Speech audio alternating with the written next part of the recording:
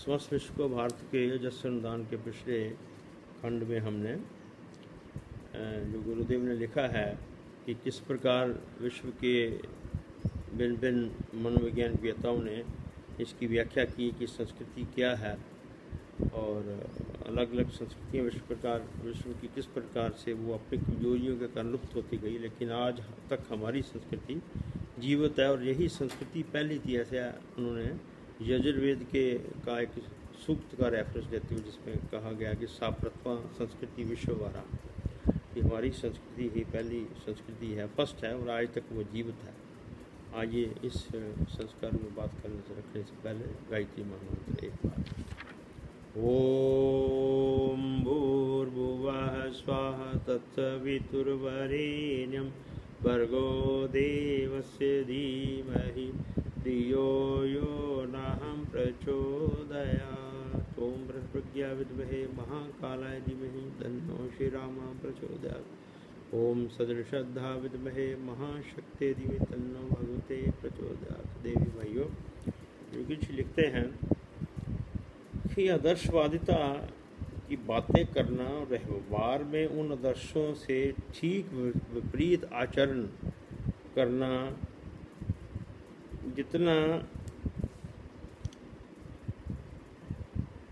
निंद्य है और गृहित है अर्थात नीच है, संभवतः उतना बुरा अनैतिक कर्मों में प्रवृत्त होना भी नहीं है।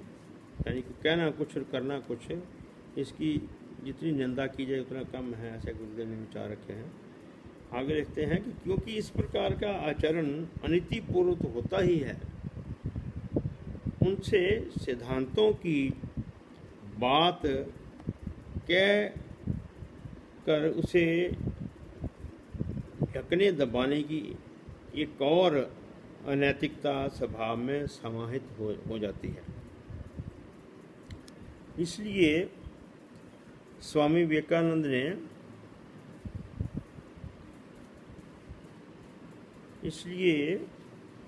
विवेकानंद ने कहा है कि तुम आदर्शों की बात करो और उन्हें अपने व्यवहार में ना उतारो तो तुमसे चोर, डाकू और लुटेरे अच्छे, जिनमें कम से कम कथनी और करने का अंतर तो नहीं होता। आगे लिखते हैं ऋषि, दुर्भाग्य से इन दिनों ये प्रवंचना पूर्ण स्थिति बहुत सघनता के साथ पाई जाती है। ऐसे लोग गुरुदेव लिखते हैं कि बहुत ज़्यादा हो गए हमारे समाज में।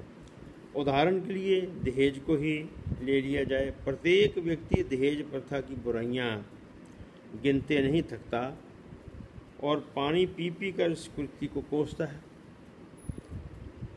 इस विषय पर किसी से भी अपने विचार व्यक्त करने के लिए कहा जाए तो वह इसका अंत अनिवार्य रूपेण चाहता प्रतीत होता है, लेकिन अधिकांश व्यक्ति ये अवसर जब आता है तब मजबूरी के नाम पराए घर के अन्य किसी संबंधियों का दबाव बताकर अपने लिए बचाव का रास्ता खोज लेते हैं और दहेज के लिए मुंह फाड़ने लग जाते हैं। आगे लिखते हैं योग ऋषि कि आदर्शों के प्रति ये दोहरी और दोगली दृष्टि ना हमारी संस्कृति का अंश रही है और ना इस संस्कृति के प्रणेताओं में कहीं इस तरह का छद्म देखने में आया है, बल्कि इस तरह के हजारों उदाहरण हमारे सांस्कृतिक इतिहास में भरे पड़े हैं, जिनमें लोगों ने आदर्शवादिता की पराकाष्ठा के स्तर का पालन किया है। आदर्शों की ये पराकाष्ठा ही हमारी संस्कृति की विशेषता रही है। भारतीय संस्कृति के इतिहास का पन्ना पन्ना इस प्रकार के उदाहरणों से भरा पड़ा है।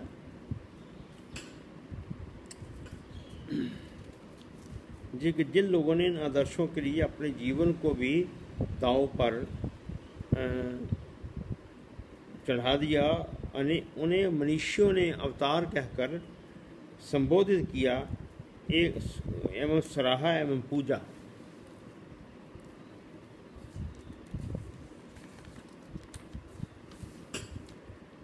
संस्कृति का प्रधान उद्देश्य जहाँ नैतिकता का निर्माण है, वहाँ राष्ट्रीयता को मजबूत करना भी है।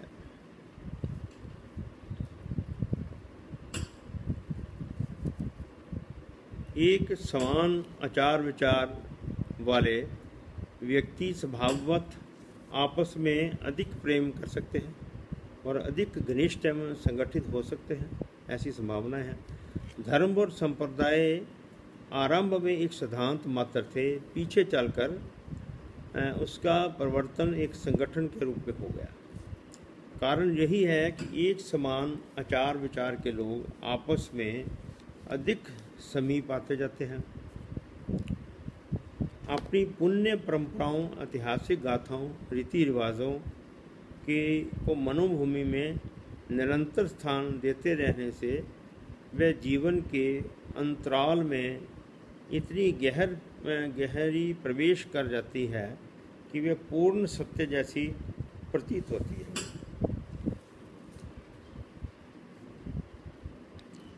उनके प्रति असाधारण मोह हो जाता है और उसके चिरतरात होते देख कर प्रसन्नता और दुर्बल होते देख कर दुख होने लगता है।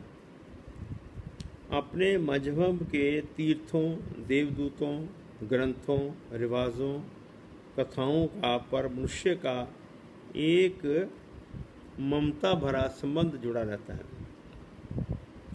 जो तोड़े नहीं टूटता।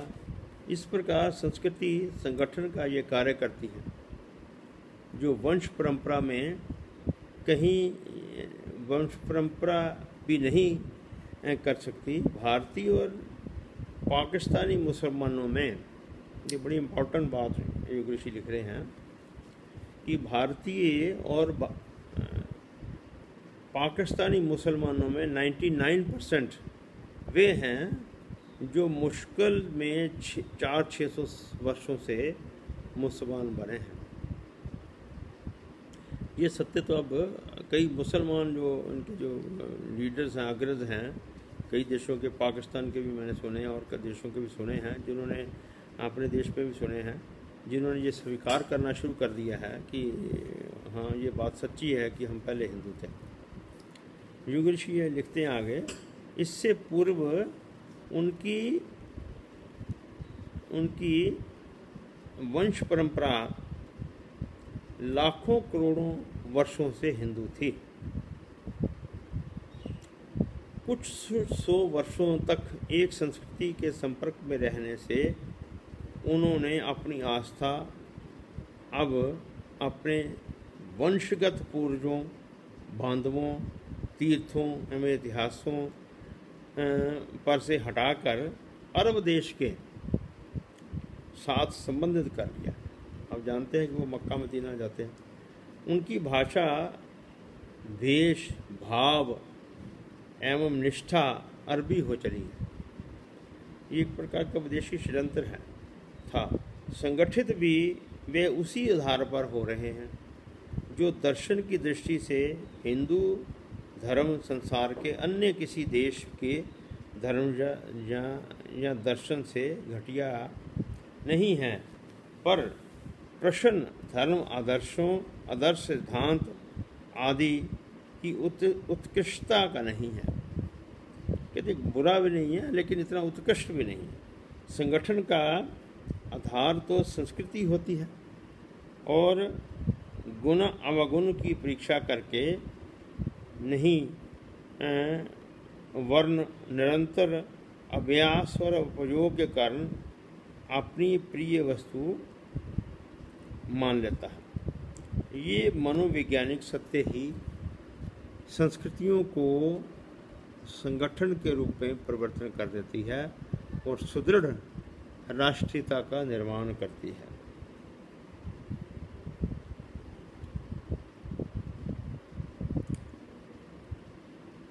योग ऋषि आगे लिख रहे हैं कि प्राचीन काल में मुसलमान आक्रमणकारियों ने इस बात का पूरा प्रयत्न किया कि भारत के निवासी उनकी संस्कृति को स्वीकार कर लें, जिससे विशेष का अधिकार नष्ट हो जाए और उनकी स्वाभाविक स्नेह भावना अर्भ की ओर बढ़ चले। वे लोग धैर्य और चतुरतापूर्वक इस कार्य को ना कर सके। अति आतुरता और अति उत्साह में उन्होंने प्रलोभन और दमन को आधार बनाया। अंग्रेज आक्रमणकारियों का भी दृष्टिकोण यही था।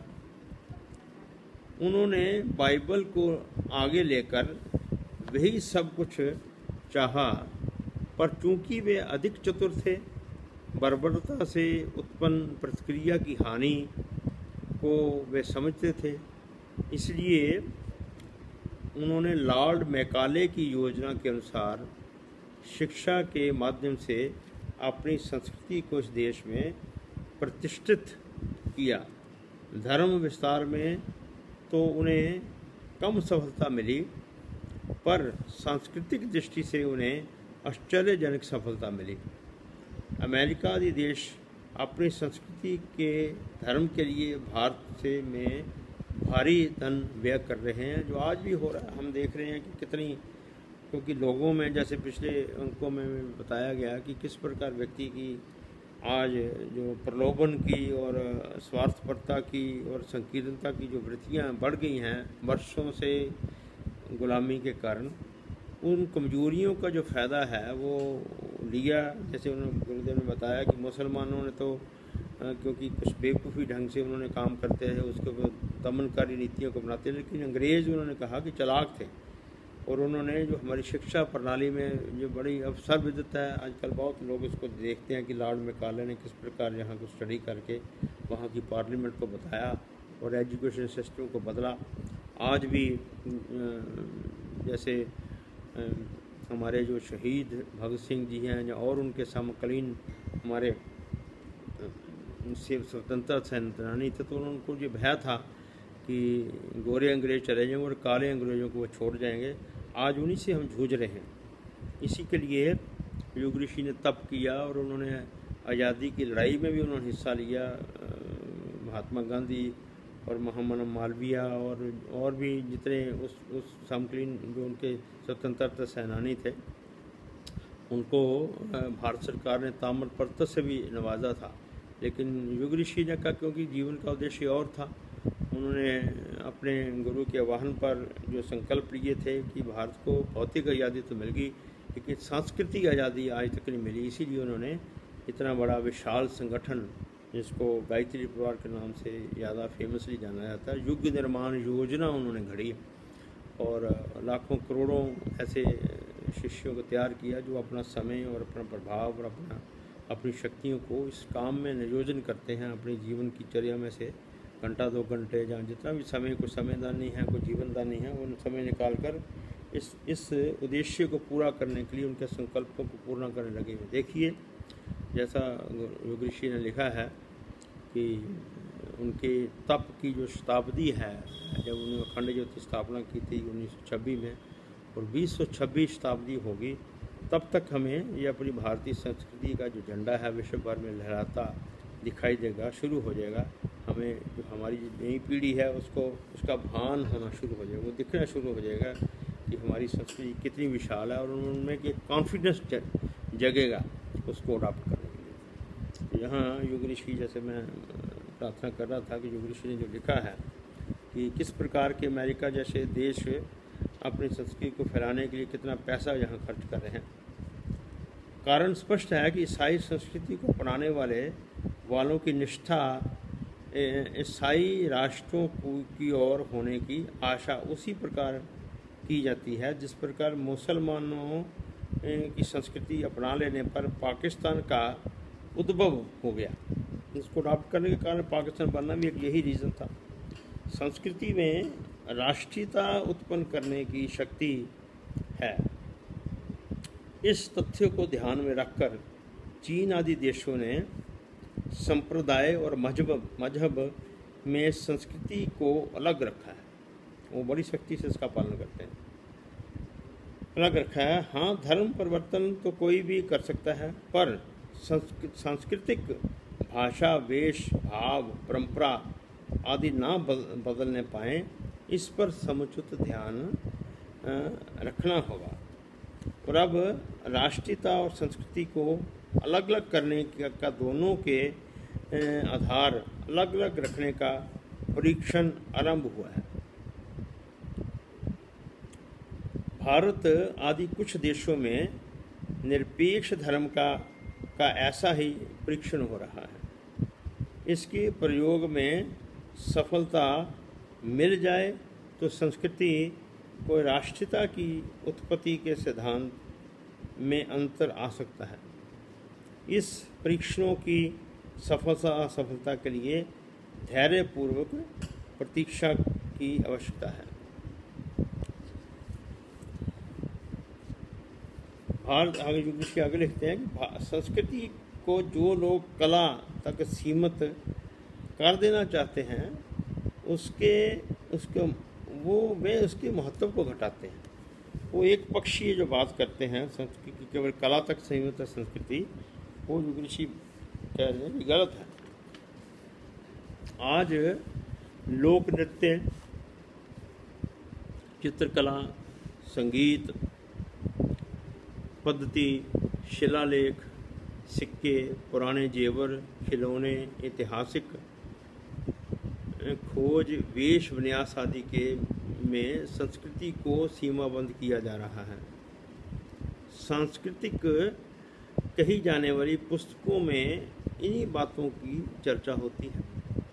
कोई सांस्कृतिक प्रदर्शनी, गोष्ठी, संगठन आदि हो रहा हो तो वहाँ इन्हीं बातों का उहापोह वो दिखाई देता है।